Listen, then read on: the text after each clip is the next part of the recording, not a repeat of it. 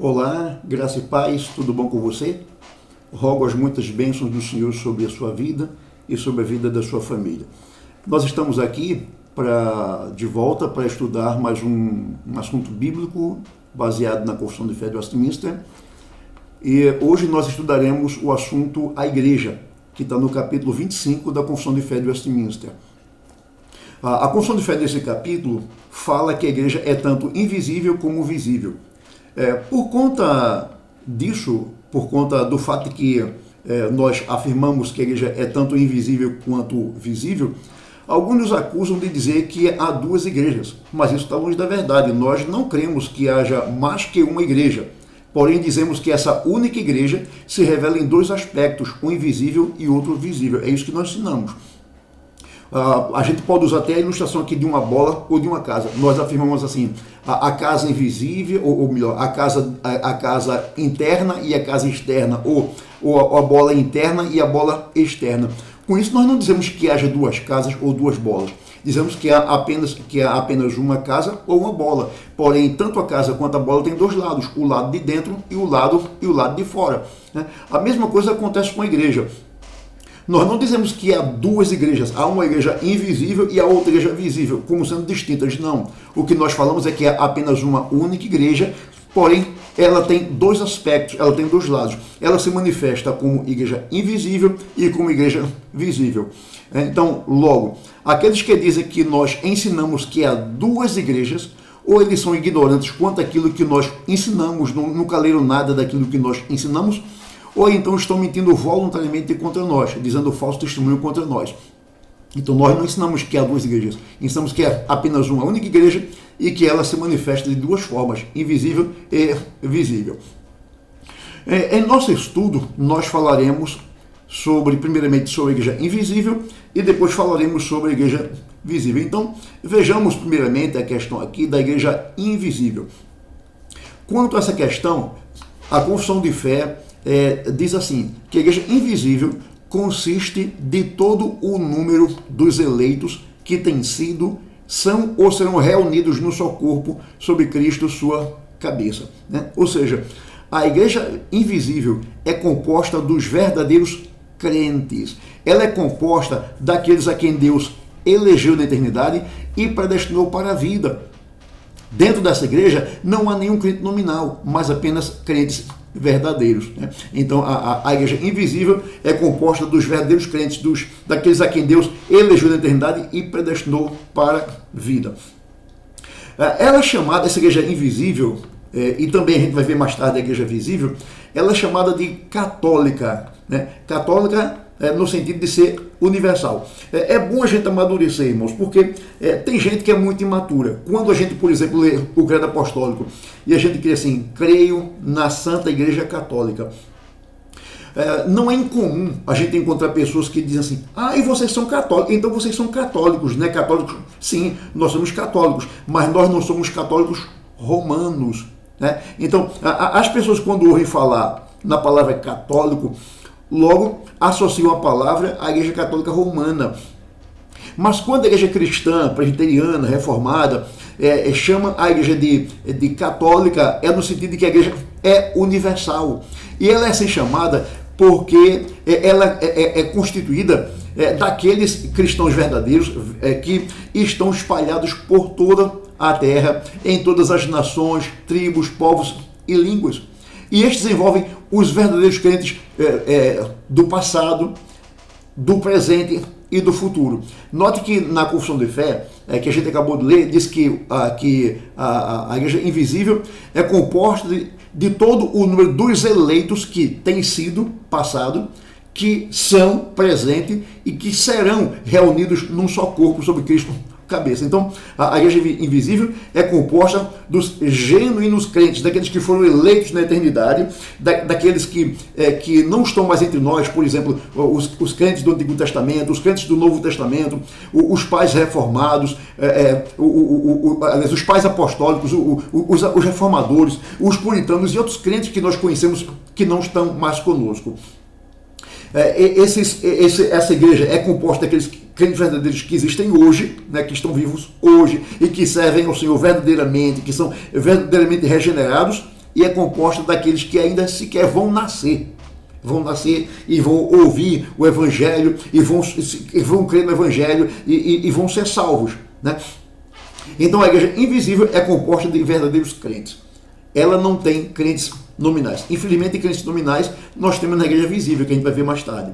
Na igreja nominal, nós temos gente que nunca se converteu, gente que nunca se arrependeu, né? Gente que suas atitudes demonstram que não tem nenhum interesse por Cristo, pelo Evangelho, apenas estão ali na igreja, né? Eles estão entre aqueles que Jesus falou: nem todo aquele que me diz Senhor, Senhor, entrará no reino de Deus. Cristo disse isso de gente que é membro da igreja visível, não de gente que é membro da igreja invisível, porque a igreja invisível é composta dos eleitos, dos predestinados, daqueles que são crentes genuínos, verdadeiros crentes. Quanto a essa questão dos eleitos, a Confissão de Fé ensina que o número dos eleitos que fazem parte da igreja invisível é tão certo e definido que não pode ser aumentado nem diminuído. Veja, uma vez que Deus elegeu certo número de pessoas na eternidade para a salvação, então esse número é certo e definido, que ele nem aumenta e ele não diminui, não pode ser diminuído. Ou seja, nenhum não eleito jamais fará parte da igreja de Cristo, e nenhum eleito deixará de ser chamado para se unir à igreja, né? Aí, diante dessa questão de que nenhum não eleito jamais fará parte da igreja de Cristo, alguém levanta a seguinte questão: então, se uma pessoa que não é eleita deseja ser salva, Deus vai rejeitá-la pelo fato de que ela não foi eleita? Não, irmãos, veja bem, desejar ser salvo é uma expressão que existe apenas naquele a quem Deus elegeu. Nenhuma pessoa a quem Deus não elegeu desejará ser salva. Então, quando a pessoa deseja ardentemente a salvação, é porque essa pessoa é um eleito de Deus, e então Deus certamente salvará essa pessoa porque ela pertence ao número dos seus eleitos. Quanto a isso, eu quero chamar a atenção de vocês para a passagem de Romanos 8, 29 e 30, que Paulo diz: porquanto aos que de antemão conheceu, também os predestinou para serem conformes à imagem de seu Filho, a fim de que ele seja o primogênito entre muitos irmãos. E aos que predestinou, a esses também chamou, e aos que chamou, esses também justificou, e aos que justificou, esses também glorificou. Alguns comentários sobre essa passagem. Primeiramente é que nessa passagem nós temos 5 verbos, e um detalhe é que todos esses verbos, na língua grega, está num tempo chamado aoristo, que é um tempo pretérito, é um tempo passado, é uma ação que foi começada, realizada e concretizada lá no passado. Então nós temos aqui os verbos conheceu, predestinou, chamou, justificou e glorificou, todos no passado. Todos no passado. Um outro detalhe aqui é que crentes de linha arminiana leem aqui o texto: aqueles a quem de antemão conheceu. Então dizem assim: eu creio na predestinação, mas eu creio na predestinação segundo a presciência. E apontam para esse texto aqui, tá vendo? Deus conhecia os que seriam predestinados, os que seriam salvos. Então, com base no que ele conhecia, então ele resolveu predestinar aqueles que ele conheceu, que se arrependeriam, que creriam e que seriam salvos. Não é isso que Paulo está dizendo. A palavra conheceu aqui, ela tem o sentido de conhecer com afeto, de conhecer com amor. É no sentido de que Deus amou. Então a gente podia traduzir esse texto assim: aqueles a quem na eternidade Deus amou. Então ele fez o quê? Ele predestinou, ele chamou, justificou e glorificou. É interessante que, veja que essa passagem aqui, ela é bem limitada. Ela diz: aos que de antemão conheceu, a esses predestinou. Aí diz mais: aos que predestinou, a esses chamou. Aos que chamou, a esses justificou. Aos que justificou, a esses glorificou. Então veja a recorrência das expressões: aos que, a esses, aos que, a esses. Ou seja, quem foi predestinado? Aqueles a quem Deus amou na eternidade. Quem foi chamado? Apenas aquele a quem Deus predestinou. Quem foi justificado? Apenas aquele que Deus chamou. Quem foi glorificado? Apenas aquele que Deus justificou. Então veja que é com base nisso que a Confissão de Fé diz que o número é tão limitado que nem aumenta e nem diminui. O Atmani, um comentarista cristão, tratando dessa passagem, disse assim: pode Deus conhecer na eternidade 100 pessoas? predestinar 80, chamar 50, justificar 30 e glorificar 10?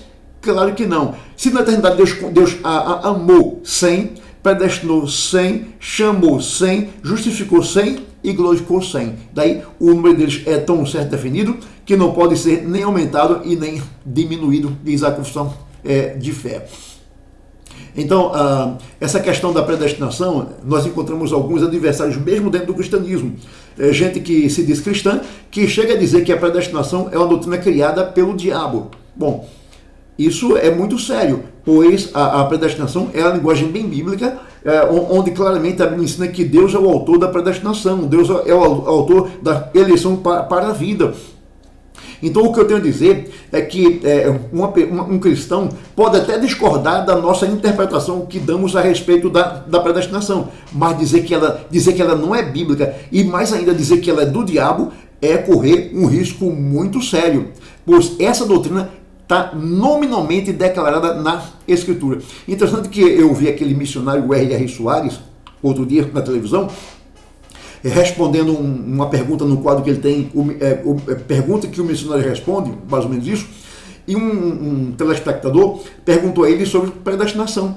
E ele disse que a predestinação foi uma doutrina inventada por Santo Agostinho. Santo Agostinho era filósofo, incrédulo, então ele criou a predestinação.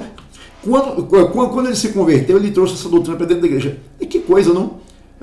Agostinho foi lá do século V depois de Cristo. 5 séculos antes de Agostinho, Paulo já falava de predestinação. Paulo menciona lá predestinação. Como é que foi Agostinho que inventou a palavra predestinação? Então o missionário ele deu uma escorregada bacana quando disse que foi Agostinho que inventou a doutrina da predestinação. Vejamos agora o segundo ponto da confissão de fé, que é sobre a igreja invisível, que é sobre a igreja visível.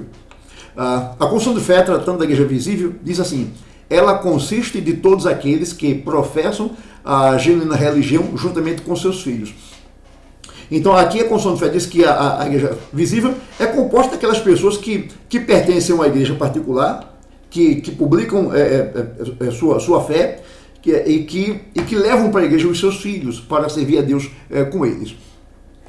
Então a igreja visível, ela também é chamada de católica, que significa universal. Então, relembrando os nossos argumentos que falamos quando tratamos da igreja invisível, o crente tem que amadurecer.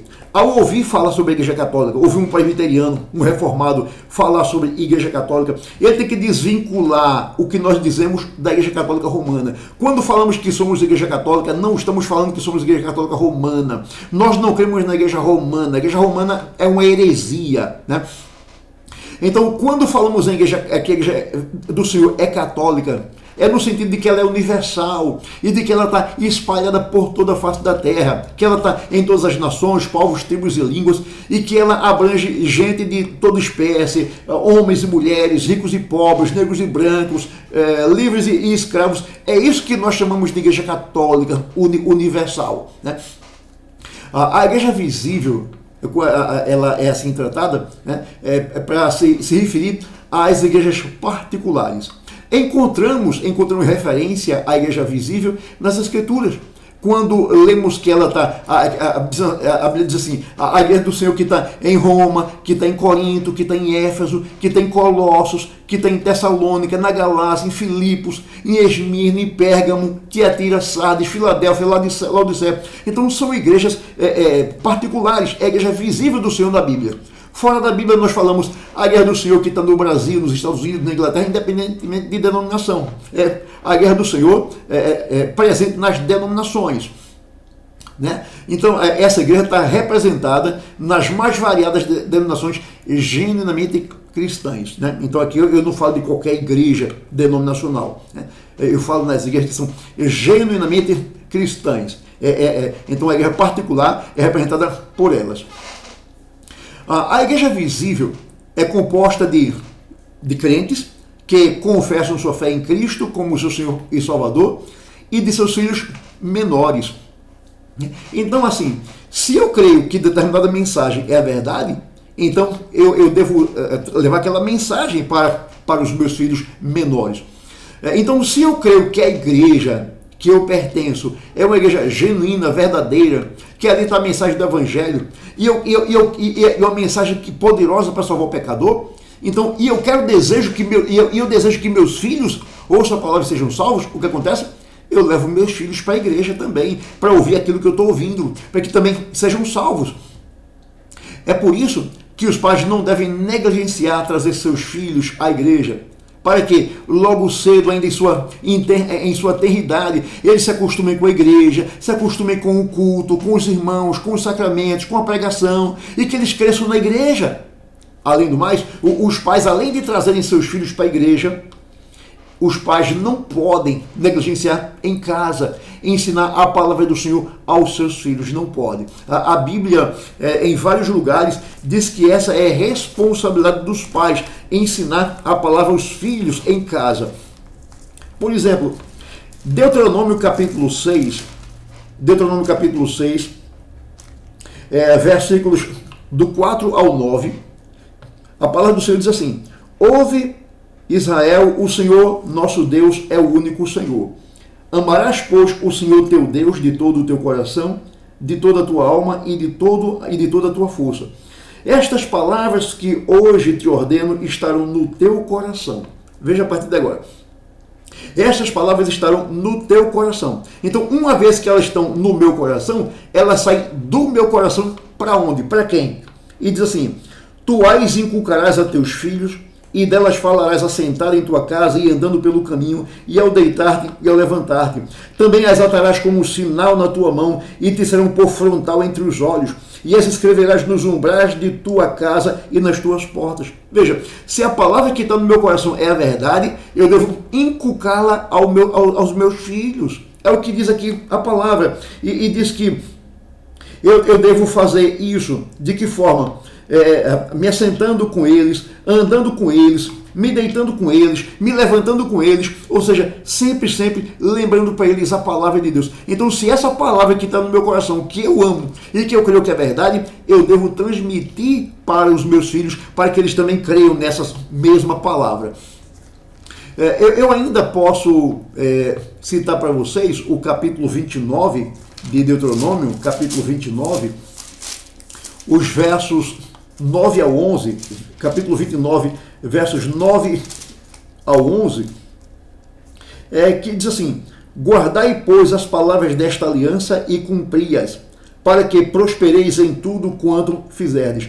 Vós estáis hoje todos perante o Senhor vosso Deus, os cabeças de vossas tribos, vossos anciãos e os vossos oficiais, todos os homens de Israel.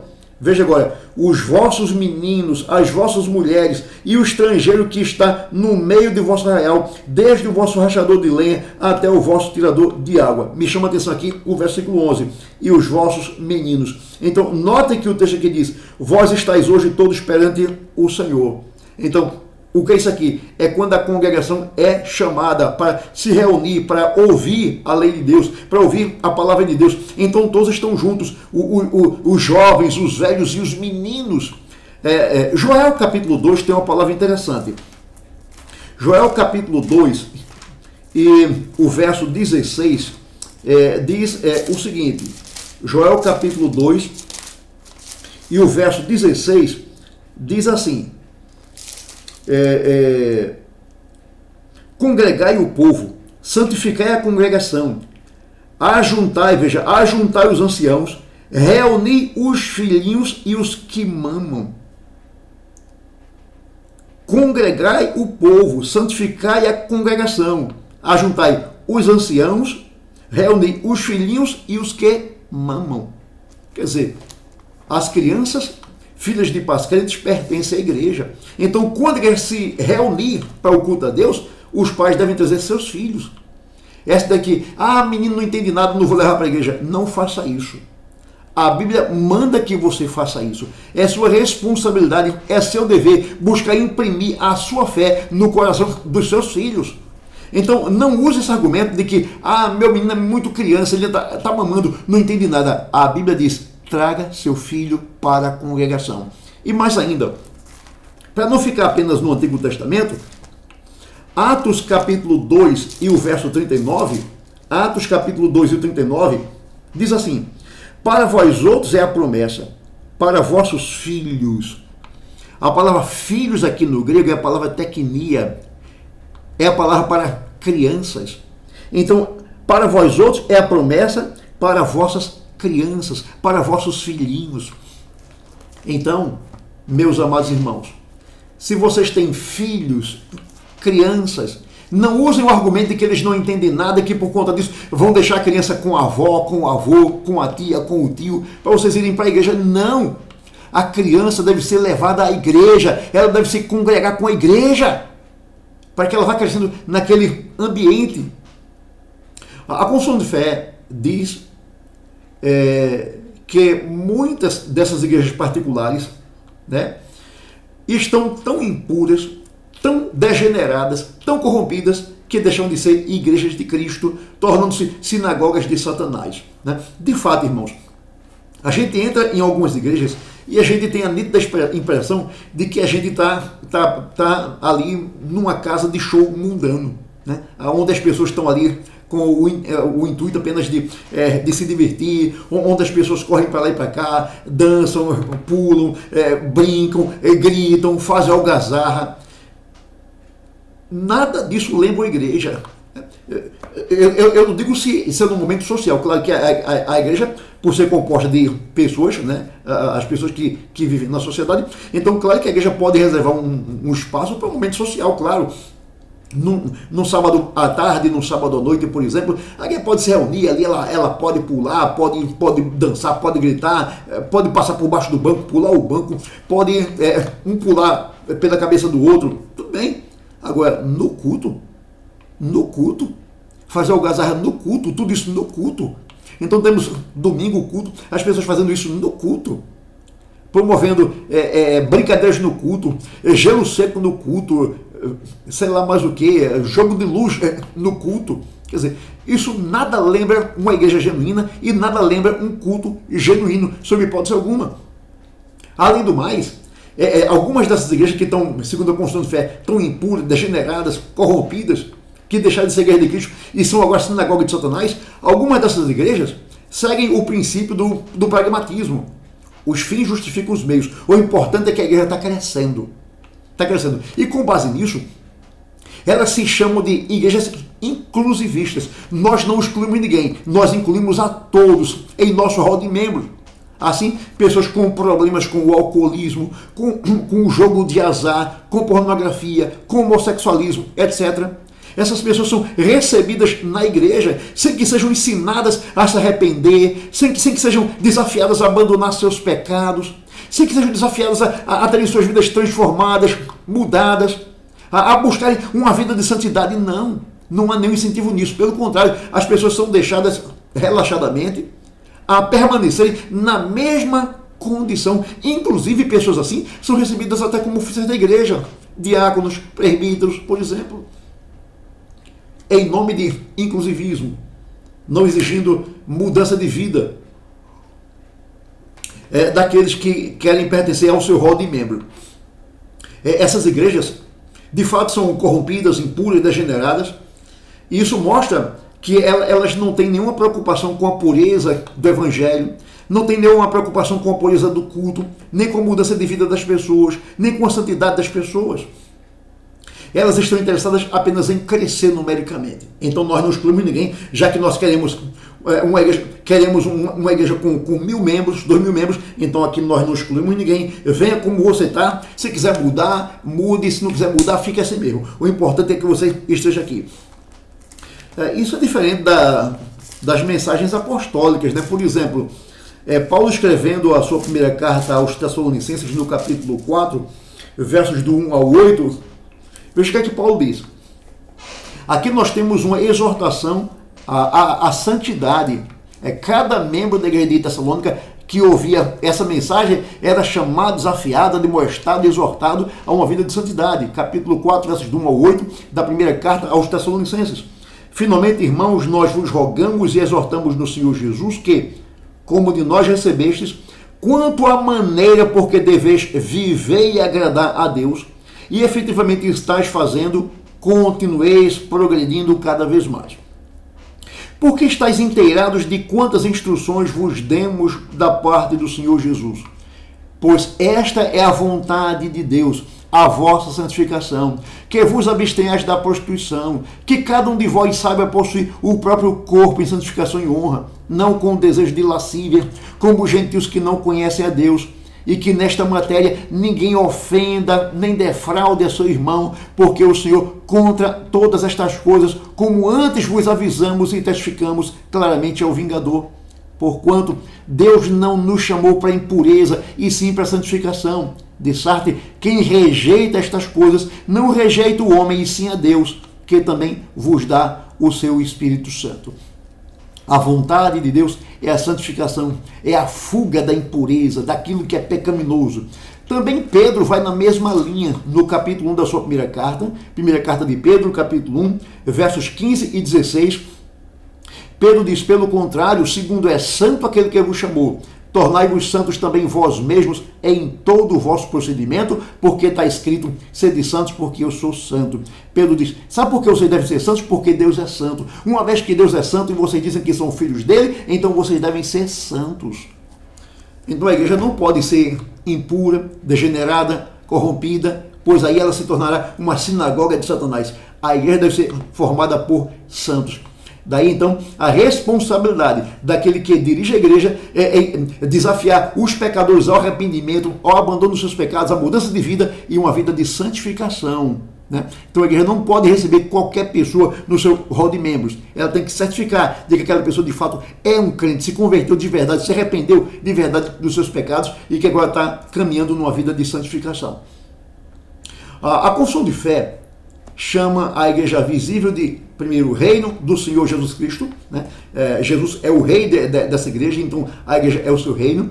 Diz mais que ela é a casa e família de Deus, porque a relação que há entre os crentes é uma relação de irmandade, né? Então, como é que nós nos tratamos? Irmãos na fé, irmãos em Jesus. Então você é meu irmão, eu sou seu irmão. Nós somos uma família não carnal, não biológica, não de sangue, mas somos uma família na fé, uma família espiritual. E Cristo é o chefe dessa família. Cristo é o pai dessa família. Daí então a confissão de fé dizer que a igreja é a casa e família de Deus, porque nós somos irmãos e Cristo é o chefe dessa família.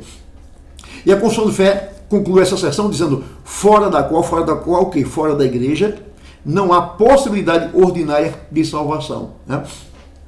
Eu posso aqui usar a figura da arca de Noé, né, para mostrar que fora da arca não havia salvação. Ou seja, os que foram salvos estavam dentro da arca, os que se perderam estavam fora da arca. Então usamos a arca como figura da igreja, ou usamos a igreja a arca como figura da igreja, né? De sorte que, assim como apenas aqueles que estavam na arca foram salvos, da mesma forma, assim só aqueles que estão na igreja serão salvos. Isso não significa, infelizmente, isso não significa, lamentavelmente, que todo mundo que está na igreja está salvo. Lamentavelmente, não. Pois Jesus disse: nem todo que me diz Senhor, Senhor entrará no reino dos céus. Infelizmente. Então, infelizmente, nem todo que está na igreja é salvo. Daí então a minha exortação, meu irmão, para que você examine sua fé, para que você examine a sua vida com Deus e se certifique de se você não está apenas na igreja, mas você está em Cristo. Mas veja, embora nem todos os que estão na igreja estão salvos, a verdade é que todos os salvos estão na igreja. Todos os salvos estão na igreja, assim como os salvos estavam na arca. Todos os salvos estão na igreja de Cristo. Então, isso significa que todos os que se dizem crentes devem ter uma igreja para servir ao Senhor. Nós não podemos conceber uma pessoa crente que não é de igreja nenhuma. Da mesma forma que não podemos conceber uma mão que não pertence a corpo nenhum, ou um galho que não pertence a árvore nenhuma. Não existe mão autônoma, não existe galho autônomo. Um galho fora da árvore, ele não se alimenta da seiva da árvore, e então ele vai morrer. Uma mão que não está ligada ao corpo não se alimenta do oxigênio do corpo, ela vai morrer, só vai prestar para o lixo. Algumas pessoas desigrejadas, né, que não pertencem a igreja nenhuma, mas se dizem crentes, dizem assim: eu sou um desigrejado. Aí diz assim: eu não preciso de igreja porque eu sou igreja. Não, meu irmão. Você sozinho não é igreja. Você sozinho é membro da igreja. Da mesma forma, a mão ela sozinha não é corpo, ela é membro do corpo. O olho sozinho não é corpo, ele é membro do corpo. Da mesma forma, o crente sozinho, ele é membro do corpo. Ele é membro da igreja. Ele só é igreja quando está junto com a igreja. E se você continuar fora da igreja por muito tempo, você vai terminar morrendo espiritualmente, meu irmão. Porque não existe vida fora do corpo, não existe vida fora da igreja, sob hipótese alguma. O livro de Atos, capítulo 2, versos 44 e 47, claramente fala da vida comum que deve existir entre os membros da igreja. Diz assim a Bíblia. Atos 2, 44 e 47 fala assim: todos os que creram estavam juntos. Aqui é a igreja primitiva, não tinha essa de alguns estão juntos, outros estão em casa.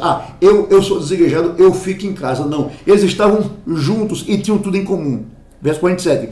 Diariamente perseveravam unânimes no templo. Estavam no templo juntos. Aí partiam o pão de casa em casa, tomavam ceia de casa em casa e tomavam suas refeições com alegria e singeleza de coração. Então, o que nós encontramos aqui é a unidade que havia na igreja primitiva. A igreja estava junta, não tinha essa de eu sou um desigrejado, eu não preciso de igreja, né? Eu faço meu culto em casa mesmo, eu leio minha Bíblia em casa, eu oro em casa. Não tinha isso. Eles estavam juntos no templo, um fortalecendo o outro, um sustentando o outro, um edificando o outro, um incentivando, apoiando o outro. Ainda a confissão de fé, por 2 vezes, trata sobre o cabeça da igreja, afirmando que Cristo é o cabeça da igreja. Ela diz assim: não há outro cabeça da igreja senão o Senhor Jesus Cristo. Quando a confissão de fé diz que não há outro cabeça da igreja senão Cristo, claro que ela diz isso com base, por exemplo, em Efésios 1, 22 e 23, que diz: e pôs todas as coisas debaixo dos pés, e para ser o cabeça sobre todas as coisas, o deu à igreja, a qual é o seu corpo. Então a figura que a Bíblia usa aqui que a igreja é um corpo e Cristo é o cabeça desse corpo. Em Efésios 5, 23 diz: porque o marido é o cabeça da mulher, como também Cristo é o cabeça da igreja, sendo ele mesmo o salvador do corpo. Então, Cristo como cabeça, rei, senhor, soberano da igreja, o que foi que ele fez? Ele concedeu à igreja o ministério, concedeu à igreja os oráculos e as ordenanças de Deus. Com que objetivo? Com o objetivo do aperfeiçoamento dos santos nesta vida até ao fim do mundo.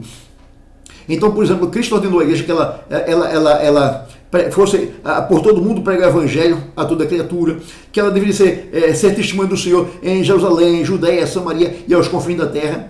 E o Senhor equipou a igreja com oficiais, com cargos, para que eles ajudassem a igreja no seu aperfeiçoamento espiritual e no desenvolvimento de sua tarefa. Por exemplo, Efésios capítulo 4, versos 11 ao 13, Paulo diz: e ele, Cristo, ele mesmo, concedeu uns para apóstolos, outros para profetas, outros para evangelistas e outros para pastores e mestres, com vistas ao aperfeiçoamento dos santos, para o desempenho do seu serviço, para a edificação do corpo de Cristo, até que todos cheguemos à unidade da fé e do pleno conhecimento do Filho de Deus, à perfeita varonilidade, à medida da estatura da plenitude de Cristo.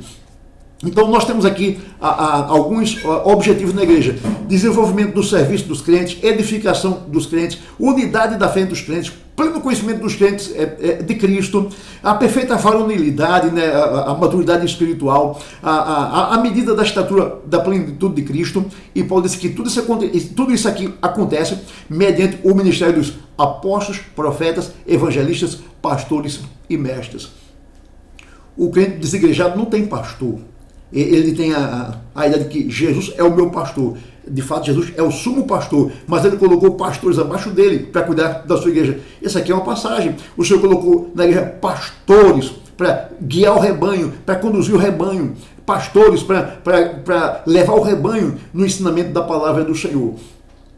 Então veja, Cristo é o cabeça da igreja e como tal ele deu cargos à igreja visando o aperfeiçoamento da igreja. Agora, quando a confissão de fé entende que Cristo é o cabeça da igreja, diz que o cabeça da igreja não é outro senão Cristo, quando ela afirma isso, ela está entrando em conflito, está entrando em confronto com o ensino da Igreja Católica Romana. Por quê? O ensino da Igreja Católica Romana é que o Papa é o cabeça da Igreja. Quem é o cabeça da Igreja no catolicismo romano? É o Papa. Aí a confissão de fé, tratando essa questão disso. Aquele anticristo, aquele homem do pecado e filho da perdição que se exalta na Igreja. É assim que a confissão de fé trata o Papa. Ela diz que o cabeça da Igreja não é o Papa, mas que ele é aquele anticristo, aquele homem do pecado e filho da perdição que se exalta na Igreja. Então ele se exalta na Igreja como sendo o cabeça da Igreja. Ou o cabeça da Igreja é o Papa ou é Cristo. E a Bíblia diz que é Cristo. Ou então a Igreja é um monstro que tem duas cabeças, é Cristo e o Papa. Nada disso. A Igreja é um corpo sadio, saudável, que tem apenas uma cabeça, que é Cristo. Então o Papa não é cabeça da Igreja de Cristo, coisa nenhuma. A confissão de fé diz que ele é aquele anticristo, aquele homem do pecado, filho da perdição, que se exalta na Igreja de Cristo, né? Se achando cabeça da Igreja que pertence somente a Cristo. Portanto, o Papa não é cabeça da Igreja de Cristo, coisa nenhuma. Ele é o cabeça da Babilônia, ele é o cabeça da igreja falsa, da mãe das prostituições, não da Igreja de Cristo. Ele não é cabeça da Igreja de Cristo. Por mais que seja esse ensinamento da Igreja Católica Romana, nós cristãos, reformados, protestantes, nós não admitimos que o Papa seja o cabeça da Igreja. Eu quero partir para a conclusão dizendo que a Igreja é um lugar altamente importante e indispensável para o crescimento do crente. Portanto, nenhum crente deveria negligenciar participar da vida da Igreja, onde na Igreja ele é instruído, ele é corrigido, admoestado, edificado e aperfeiçoado através do ministério que Cristo estabeleceu na Igreja, né? Então, o crente ele deve participar da vida da Igreja. Claro que o crente em casa deve orar, em casa deve ler a Bíblia, nas horas vagas ele deve, no YouTube, procurar bons pregadores, não qualquer pregador, né? Então, na internet ele pode ouvir Augusto Nicodemos, Paulo Júnior, Hernandes Dias Lopes, Jonas Madureira, por exemplo, o Marco Granconato, Leandro Peixoto. São alguns bons pastores que estão no YouTube ensinando fielmente a palavra do Senhor. Então, existem crentes que tem a seguinte filosofia: examinai tudo e retendo o que é bom. Cita naquela passagem de Paulo, né? Examinai tudo e retendo o que é bom. E com base nisso, eles assistem tudo que aparece na frente deles. O que acontece? Ao invés de ser esclarecido, esses irmãos, em vez de ser esclarecidos, eles vão ficar com a cabeça cheia de dúvida. Porque ele ouve um pregador que diz uma coisa aqui, ouve outro pregador que diz outra coisa ali, e daqui a pouco ele pergunta quem é que está com a verdade. Ele vai ficar louco, porque ele não tem um foco. Ele ouve tudo, com a ideia de que, eu escuto tudo. Ele não tem firmeza nenhuma na fé, aí escuta tudo. Aí o que acontece? Ele se perde na fé. Se perde na fé, e, por exemplo, ele ouve um pregador que diz, devemos dar o dízimo. Aí ouve outro pregador que diz, não devemos dar o dízimo. Aí ele pensa assim, eu devo dar o dízimo ou não devo dar o dízimo? Ele ouve um pregador que diz assim, Deus é um só, mas subsistem três pessoas, o Pai, o Filho e o Espírito Santo, numa trindade santa. Aí ele ouve outro pregador que diz assim, Deus é uma só pessoa, não existe trindade. Aí ele pergunta, eu creio em quem? Que Deus é uma trindade ou que Deus não é uma trindade?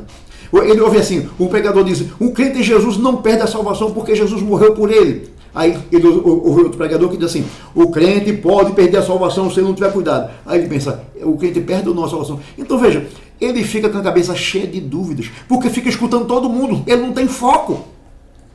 Então, meu irmão, tenha foco, não escute qualquer pessoa. Então em casa, o crente deve ler a Bíblia, particularmente, deve orar, meditar na Bíblia, ele deve assistir a alguns bons pregadores na internet, né? Agora, isso não é substituto para o culto presencial. O crente deve também ir à igreja, onde ele deve se juntar, se congregar com os demais irmãos para ter a comunhão dos santos ali. E ali ele ouve, ele com os outros irmãos, ele canta, com os outros irmãos ele lê a Bíblia, ele ora e ele ouve a pregação. E juntos são edificados na palavra do Senhor. Então, certamente o crente deve em casa fazer suas devocionais, mas ele não pode negligenciar a sua participação na igreja. Portanto, meus irmãos, assim como o lugar de estudante é na escola ou na faculdade. Lugar do empregado é na empresa onde ele trabalha. Lugar de quem se diverte é no teatro, no cinema, no campo de futebol, por exemplo. Da mesma forma, lugar de verdadeiros crentes é na igreja. Na igreja, para, junto com outros crentes, ele se engaje no culto de louvor e adoração e seja edificado pela pregação e pela ministração dos sacramentos. Então, não seja negligente para com a igreja. Não deixe de pertencer à igreja e não vá pela linha de que você é igreja. Você não é igreja. Você é apenas um membro da igreja. Mas se continuar muito tempo fora da igreja, você vai morrer. Então, pense no que você ouviu nesse estudo. Deus lhe abençoe. Amém.